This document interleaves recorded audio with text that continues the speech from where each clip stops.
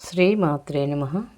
మనకి ఈ నారాయణీయం ఈ శ్లోకం ఎలాంటి మొండి రోగాలైనా సరే ప్రతిరోజు ఒక నీళ్ళ బాటిల్తో పట్టుకుని మన కోసమైనా, మన పిల్లల కోసమైనా, మన మనవల కోసమైనా ఈ శ్లోకాన్ని పఠించి తప్పకుండా వాళ్ళ రోగం నయం అయిపోయింది అని మీకు 51 సార్లైనా లేకపోతే 108 సార్లైనా ప్రతిరోజు అలాగ నిష్టగా ఒక 40 రోజులు పట్టించి ప్రతిరోజు ఆ నీళ్ళు ఎవరి కోసమైతే చేస్తున్నామో వాళ్ళని తాగమనండి.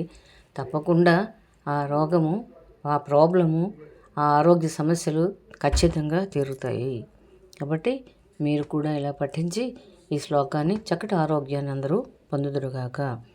ఓం అస్మిన్ పరాత్పన్ననుపాద్మకల్పే త్వమిత్తముత్థాపితపద్మయోనిః అనంతభూమా మమ రోగరాశిం నిరుంధే వాతాలయవాస విష్ణో.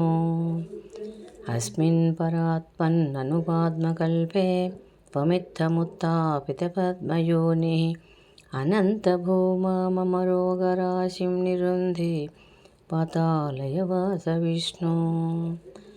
అస్మిన్ పరాత్మన్ననుపాద్మకల్పే త్వమిత్తముత్థాపితపద్మయోనిః అనంతభూమా మమ రోగరాశిం నిరుంధే పాతాళయవాస విష్ణో.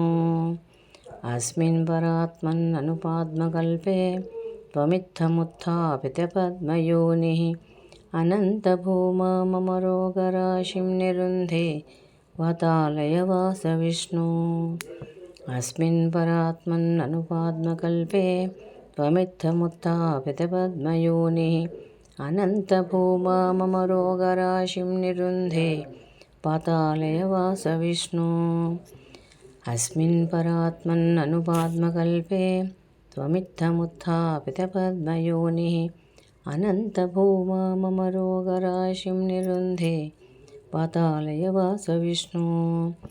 అస్మిన్ పరాత్మన్ననుపాద్మకల్పే త్వమిత్తముత్థాపితపద్మయోనిః అనంతభూమా మమ రోగరాశిం నిరుంధే పాతాళయవాస విష్ణు.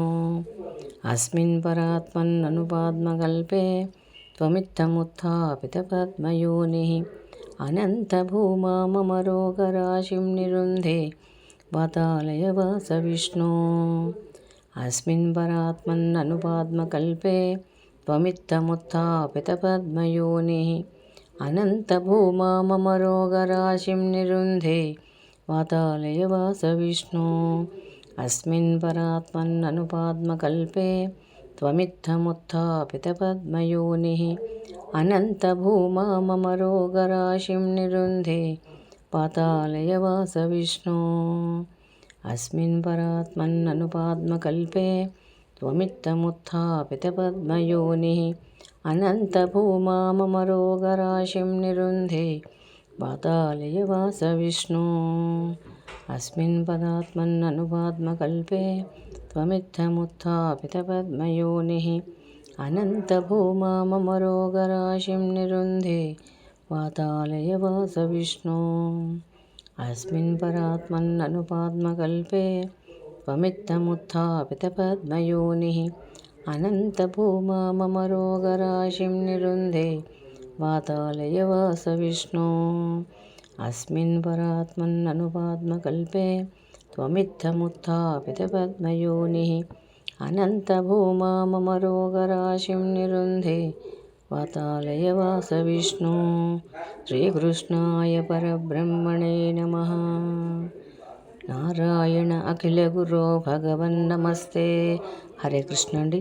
ఈ విధంగా మీరు కూడా చక్కగా ఇది పఠించి ఎవరి కోసమైతే పారాయణ చేస్తారో వాళ్ళకి చక్కటి ఆరోగ్యం చేకూరాలని మనస్ఫూర్తిగా కోరుకుంటూ, మీకు నచ్చినట్లయితే లైక్ చేయండి, షేర్ చేయండి, కొత్త వాళ్ళు అయితే సబ్స్క్రైబ్ చేసి మీ వాల్యుబుల్ కామెంట్స్ కూడా పెట్టండి. హరే కృష్ణ. శ్రీ గురువాయూరప్ప శరణం.